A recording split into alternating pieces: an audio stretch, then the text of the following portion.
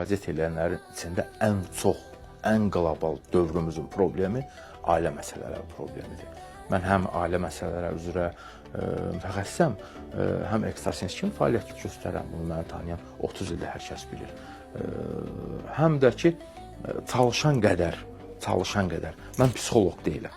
Amma çalışan qədər insanları bəzən psixoloji rahatlayıram. Ailələr çox dağılır, çox müdaxilələr olur. İnsanlar var ki, psixolojik olaraq istəmədən, bilmədən ailəsini dağılır.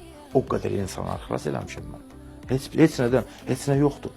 Hər şey gözəldir. Sadəcə psixolojik, biraz qısqanclıq durumu var, biraz o var, biraz bu var, biraz maddi problem gətirirlər, ailəni dağıdırlar. Amma olmaz belə şeylər. Ən çox dövrümüzün yenə deyirəm problemlərindən biri də ailə məsələləridir. Hal-hazırdakı dövrümüzdə.